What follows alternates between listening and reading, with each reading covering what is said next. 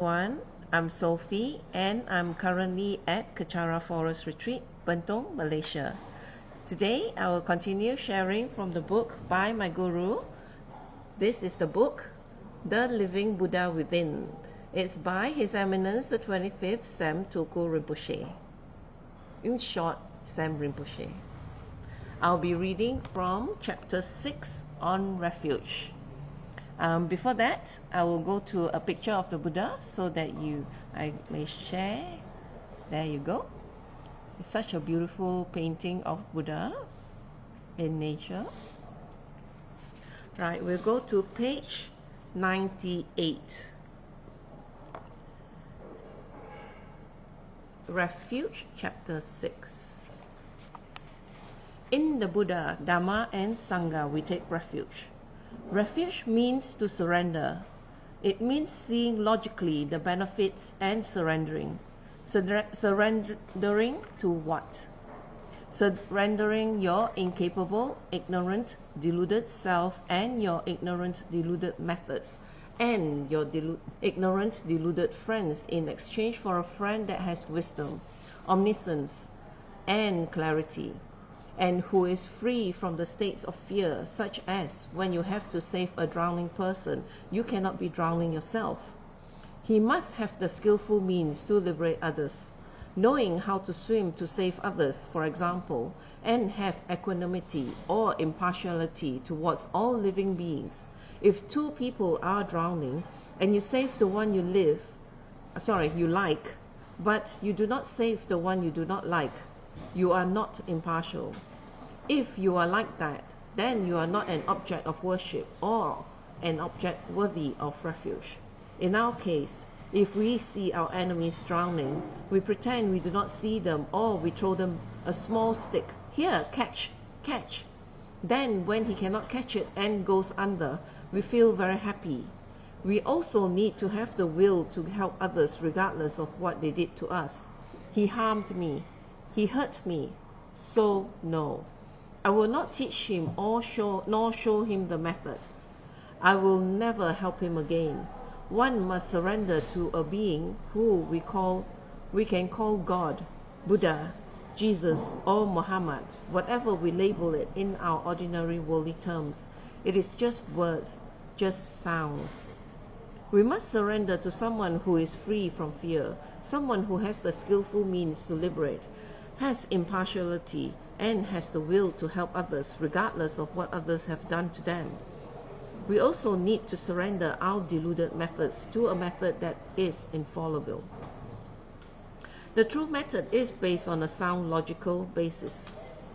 We should look to abandon those around us who may influence us negatively, who may factor in the deepening of our delusions as though we are sinking deeper into the quicksand, and we should seek out our rescue through taking refuge in someone whose only interest is to free us from our delusions.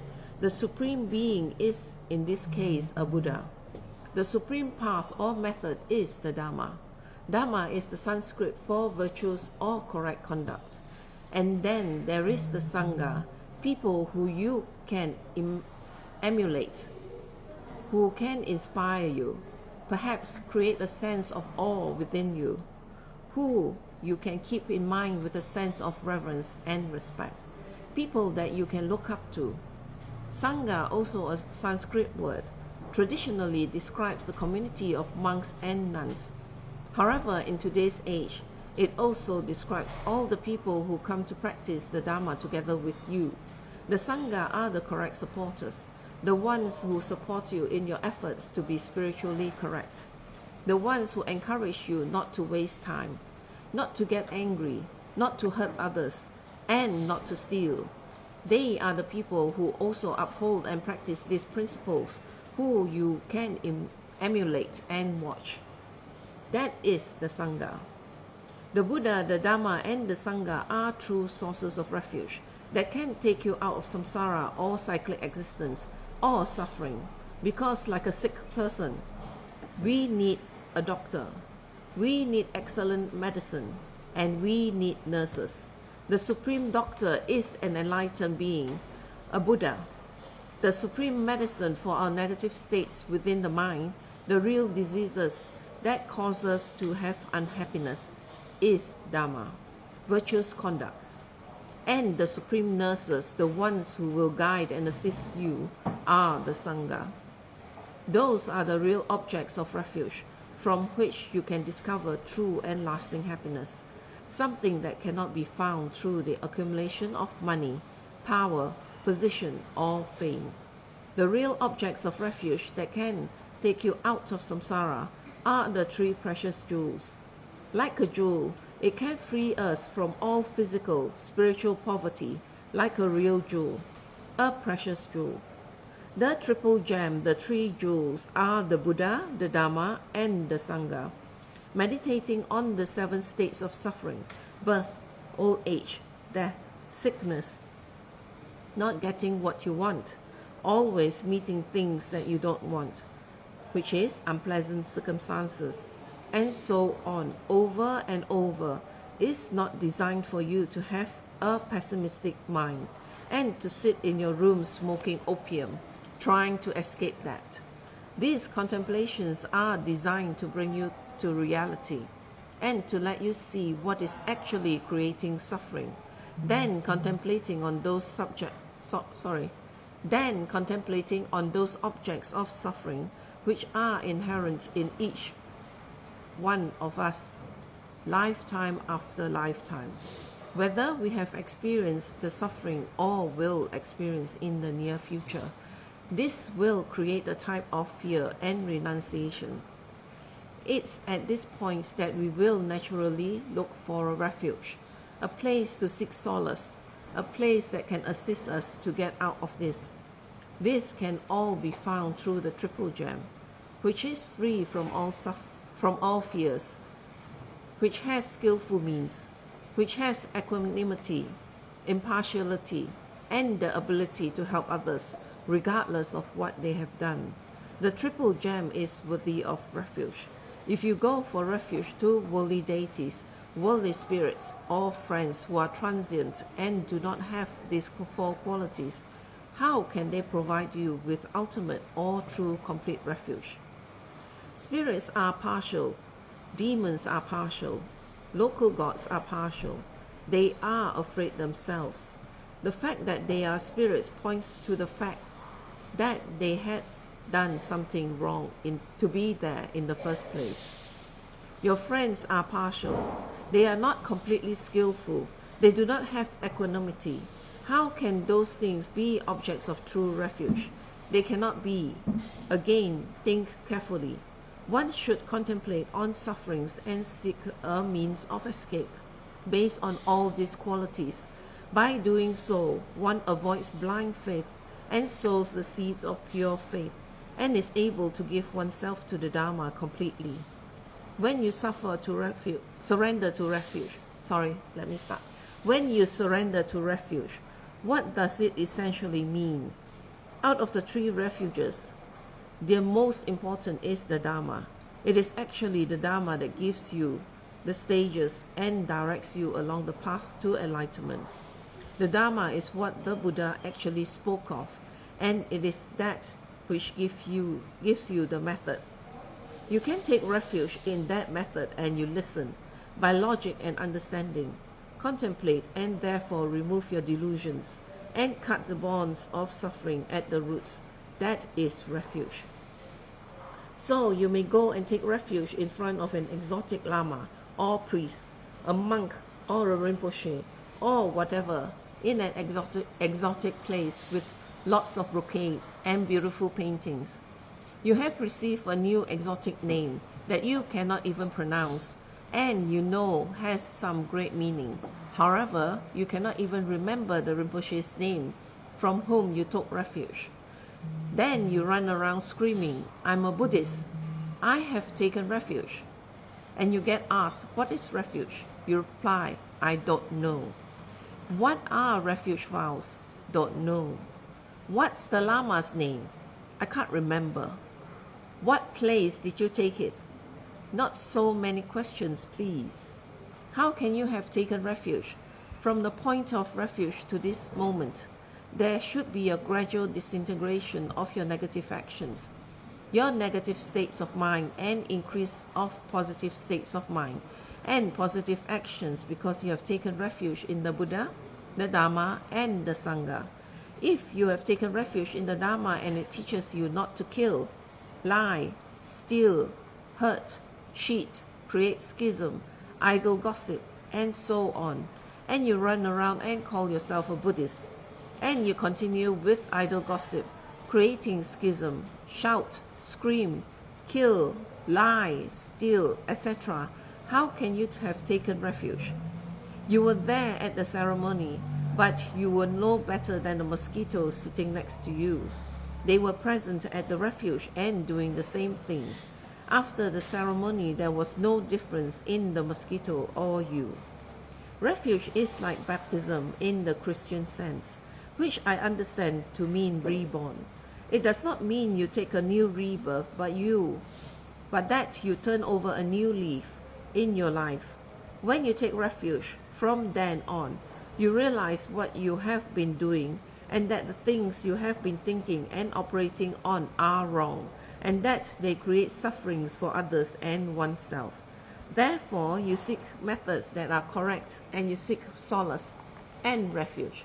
Surrender your negative activities and take on your wholesome activities. And from that day on, decrease your negativities and increase your positive qualities. That is refuge. If you are not doing that and have a fabulous Tibetan name, you have a refuge name, a Dharma name, you go to a fabulous center, your teacher is Buddha himself, you have an exotic prayer hall with beautiful altars and beautiful monks coming to do beautiful ceremonies, and your house is filled with ceremonial things, you can still go to hell. What is the use of all these outer things that you have around you if you do not take refuge from within your heart and act upon it? It is hard and it is difficult, but it is worth it. We can spend 20 years plus going to school, 30 years plus going to work, and 10 years plus thinking that we will enjoy ourselves, see this and that, travel about and enjoy life, and then that's it, you drop dead. We can spend so much time towards such a transient, fragile, temporary happiness, or so-called happiness, but we cannot spend even 1 minute searching for real happiness. If someone tells us to meditate, we do not want to listen. Or while meditating, I think about cheesecakes and I cannot focus. When some people meditate, they think about the bowling alley. Some people think about having a facial tomorrow. Some people think about going to the hair salon, going shopping, or meeting up with their girlfriends. So when you are meditating on shopping, girlfriends, Estee Lauder, and cheesecakes all the time, and after 15, 20 years, you do not gain enlightenment, what happened? What's going on? There's something amiss. You have to make a conscious effort. You have to take refuge. And with that, I end my sharing for today from this book. And for my next session, I will continue sharing from it. And thank you for sharing your time with me. Before that, I would like to do some sharing with you on the activities of Kechara's upcoming events. And here is the Ulambana that will take place on the 10th of August 2019. It's from 9 a.m. to 5 p.m. It will take place in Kechara Forest Retreat. And at 9 a.m., there's the opening speech and Dharma sharing. At 9:30 a.m., there's the Grand Ulambana Genze Puja, which is good fortune, long life, and merits. Then at 12:15 p.m., there's the free vegetarian lunch. At 2 p.m., there's the Grand Ulambana Trakse Puja, which is protection and blessings. At 5 p.m., the event ends. And also, if you wish to remember your dearly departed and be grateful for those that's around you, you can actually sponsor the memorial tablets. I think it starts at actually $20. There's different packages and it goes up to 6,888, which is the grand sponsor. So depending on your budget, you may be able to pick whatever package that you feel and dedicate the merits to your dearly departed or for those that is around you. So there are the information, the address of Kechara Forest Retreat, and also the telephone number, the contact number, the email address, and the website that you can visit for further information. And so with that, thank you again for sharing your time with me, and I will end it with a completion dedication in Tibetan. Thank you again.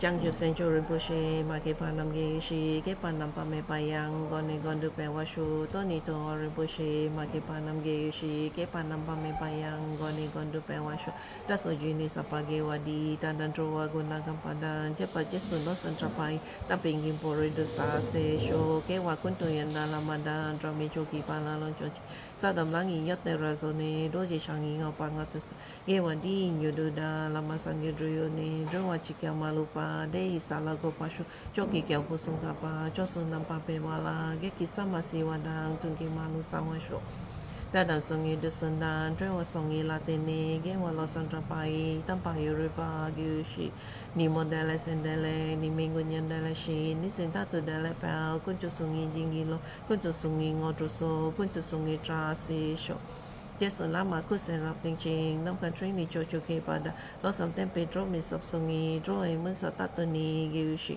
gang we rang we ko e shin kam dem pen dan de o ma lu gyo ni chen ren sit wan ten sing get so yi sha pe shi le ba du de gi shi home tông pe ngõ trụ ma lu pa đến để đó là sau du so có đàn đem pa long chọn năm kia ba số shit shuk tên sao.